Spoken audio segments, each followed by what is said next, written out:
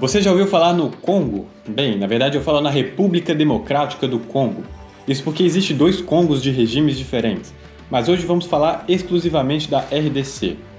O país é muito rico em recursos minerais, principalmente cobre e diamantes, mas ao mesmo tempo é um dos mais pobres do planeta. Afinal, para onde vai todo o dinheiro da extração dos minerais? Por que um país com solo tão abundante é tão pobre? É o que vamos responder neste vídeo. Olá, seja muito bem-vindo! No panorama de hoje vamos entender por que o Congo é tão pobre.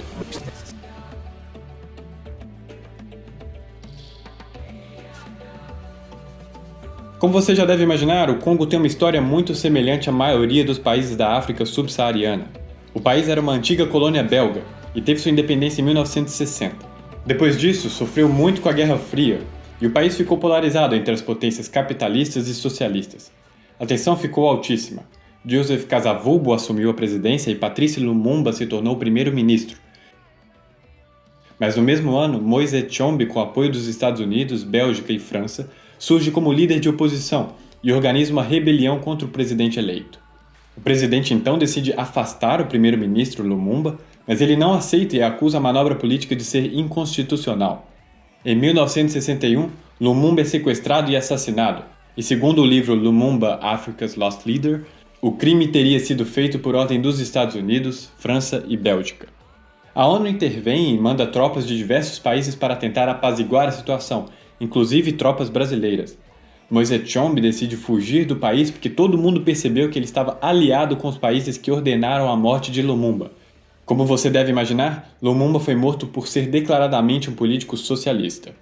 Depois de um tempo fugido, Moise Tshombe volta ao poder do país com o apoio dos Estados Unidos, mas fica por pouco tempo no governo.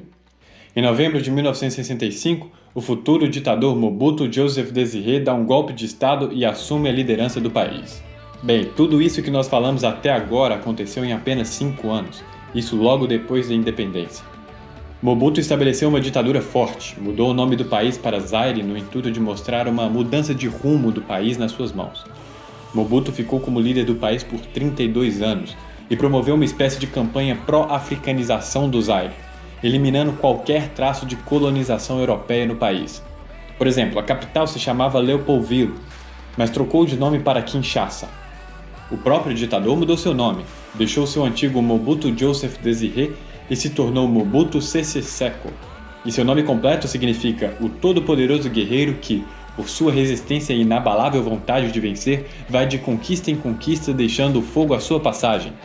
O governo do ditador foi marcado por muita corrupção e crimes contra a oposição, seja prisões ou assassinatos. Durante a Guerra da Ruanda, milhares de Hutus se refugiaram no país, desestabilizando ainda mais o governo do Zaire. Até 1997, o país estava em uma contínua guerra civil. Mas neste ano, liderado por Laurent Désiré Kabila, o ditador propõe um cessar-fogo, foge para o Palácio Gbadolite, uma espécie de Versalhes do ditador, e morre no Marrocos tempos depois.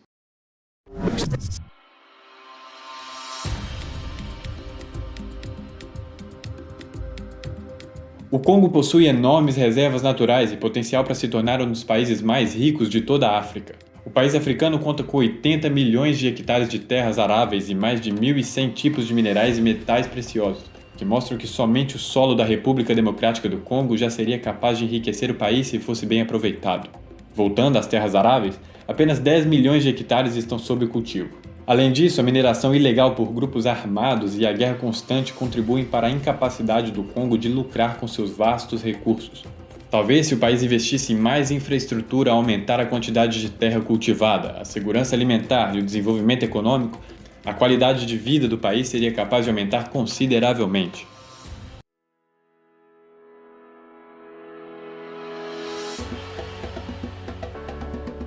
A RDC já foi conhecida na África pelo seu sistema de saúde que era referência comparado aos demais países africanos. Porém, nas últimas 3 décadas, houve um declínio dramático nas infraestruturas de saúde, educação e transporte do país.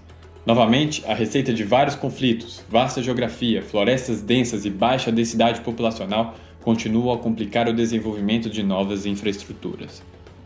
A infraestrutura de transporte, por exemplo, é deficiente e oferece enormes obstáculos logísticos para chegar às crianças que precisam de vacinas em todo o Congo.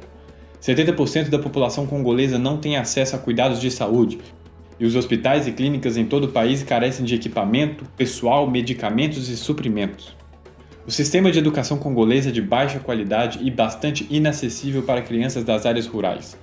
Em geral, a gestão dos serviços públicos básicos, como educação, saúde, água e saneamento, é extraordinariamente limitada.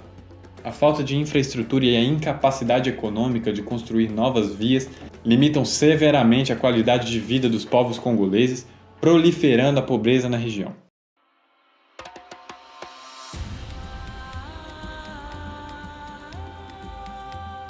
O acesso a alimentos nutritivos é uma luta diária para o povo congolês. De acordo com o Programa Mundial de Alimentos, 7,7 milhões dos habitantes sofrem de grave insegurança alimentar. Existem 4,6 milhões de crianças congolesas com desnutrição aguda e 2,2 milhões de crianças com desnutrição grave. No máximo, 9,3% da população do país consome uma dieta mínima aceitável. Além disso, a República Democrática do Congo é um dos países com o maior número de casos de malária em todo o mundo. A doença é responsável pela morte de 1 em cada 5 crianças congolesas em menos de 5 anos. As doenças diarreicas são as principais causas de morte para o povo congolês, matando 12% ao ano. É importante frisar que o ebola ainda não deixou o país, sendo responsável pela morte de milhares de pessoas.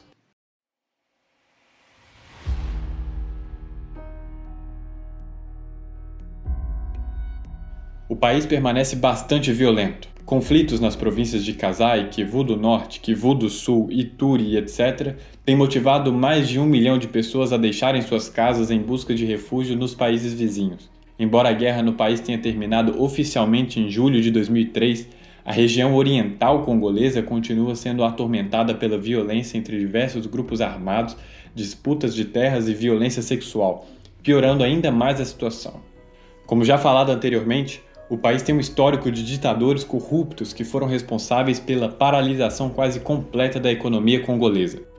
Sese Seko, Laurent Désiré Kabila e o penúltimo presidente Joseph Kabila lucraram bastante com a posição presidencial, alocando a riqueza e recursos para si próprios.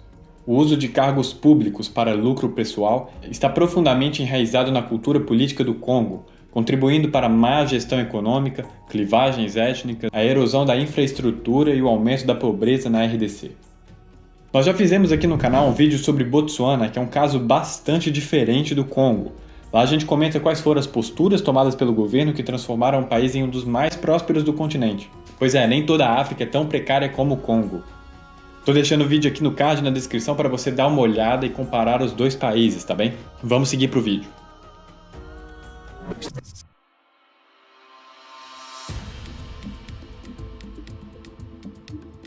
Embora o cenário do país seja terrível, existem esforços para melhorar a República Democrática do Congo. O país fez avanços significativos em seu setor de educação desde 2002. A taxa de conclusão escolar para crianças em idade primária aumentou de 20% neste ano para 70% em 2014.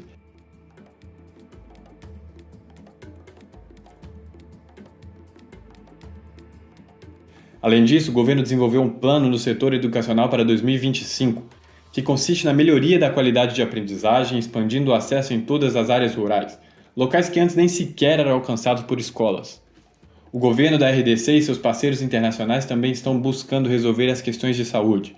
45% das crianças com idade entre 1 e 2 anos receberam todas as vacinas regulares de infância. A população completamente vacinada aumentou 31% desde 2007, isso sem levar em conta as vacinas de Covid.